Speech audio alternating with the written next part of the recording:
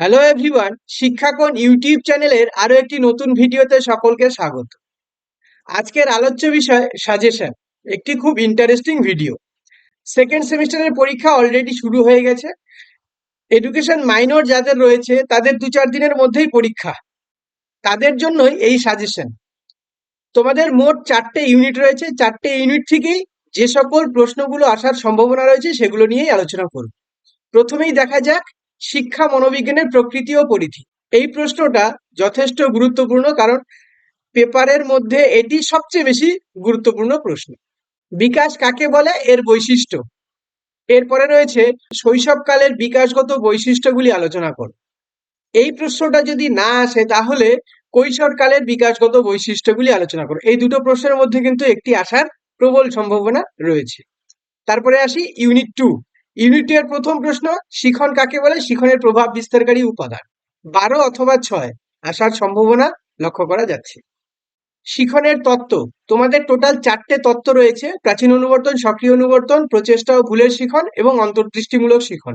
প্রাচীন অনুবর্তন ও সক্রিয় অনুবর্তনের মধ্যে যে কোনো একটা আসবে, এটা বলা যেতে পারে, কারণ এই দুটো তত্ত্বই যথেষ্ট গুরুত্বপূর্ণ।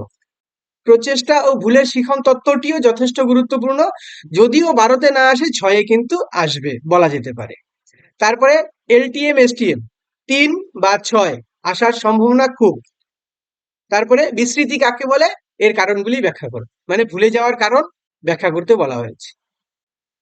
এরপরে রয়েছে ইউনিট 3। ইউনিট 3 হচ্ছে বুদ্ধির তত্ত্ব। এই ইউনিটটাই বুদ্ধি সংক্রান্ত, তাই এখানে বুদ্ধি কাকে বলে, বুদ্ধির বৈশিষ্ট্য, এগুলো 3 বা 6 আসতে পারে। বুদ্ধির যে তত্ত্ব রয়েছে স্পিয়ারম্যান, থার্স্টন এবং গিলফোর্ড, এই 3টে তত্ত্বর মধ্যে একটি কিন্তু আসবে, এটা বলা যেতেই পারে।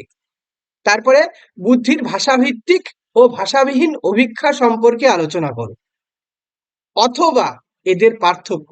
এই দুটো প্রশ্নের মধ্যে কিন্তু একটি প্রশ্ন আসার প্রবল সম্ভাবনা লক্ষ্য করা যাচ্ছে। এরপরে আছে ইউনিট 4, সম্পূর্ণটাই ব্যক্তিত্ব। ব্যক্তিত্ব কাকে বলে, ব্যক্তিত্বের বৈশিষ্ট্য এবং ব্যক্তিসত্তার সংরক্ষণের অ্যালপোর্ট ও ক্যাটেলের যে তত্ত্বটা আছে সেগুলো ব্যাখ্যা করতে হবে।